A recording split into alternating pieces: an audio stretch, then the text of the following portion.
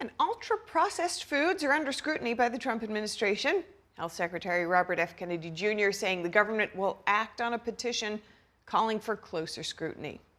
That's right, but the health secretary did stop short of promising new regulations. NTD's Daniel Monaghan has more on that. The FDA will consider a petition to revoke the safety status of dozens of processed refined carbohydrates. That is, unless food companies can prove they are safe and not contributing to health issues and obesity. Health Secretary Robert F. Kennedy Jr. says something has gone wrong in the United States food supply, speaking on CBS's 60 Minutes. And we're seeing in our population people who are obscenely obese and at the same time malnourished. The health secretary says 70% of Americans are either obese or overweight. And it's not because they got indolent or because we became lazy or because we suddenly developed giant appetites. It's because we're being given food that is low in nutrition and high in calories, and it's destroying our health. The petition targets the so-called GRAS loophole, which was enacted by Congress in 1958. It has allowed the use of ingredients without a full government safety review because it lets food companies verify the safety of those items without oversight. That loophole was hijacked by the industry, and it was used to add thousands upon thousands of new ingredients into our food supply. In Europe, there's only 400 legal ingredients.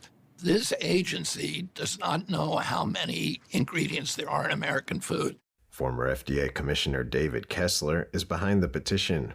He previously called out tobacco industry practices in the 1990s. He says the United States has been exposed to something over the last 40 years that our biology was never intended to handle. Energy-dense, highly palatable, rapidly absorbable, ultra-processed foods that have altered our metabolism and have resulted in the greatest increase in chronic disease in our history.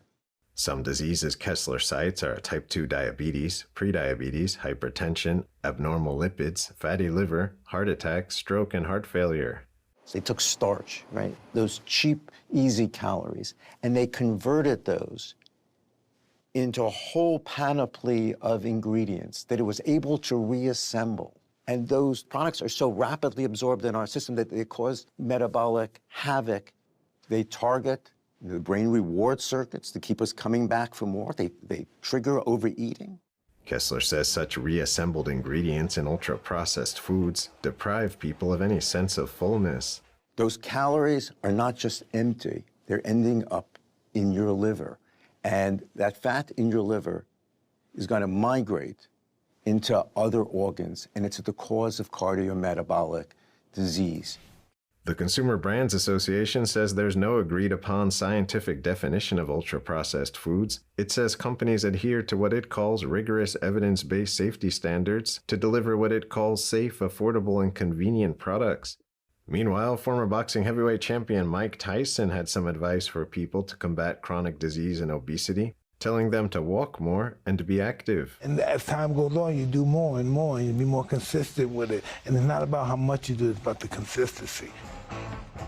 Health Secretary Kennedy has stopped short of saying he would call for more government regulations. He says the government's job is to make sure the public is informed so everybody understands what they're getting. Daniel Monaghan, NTD News.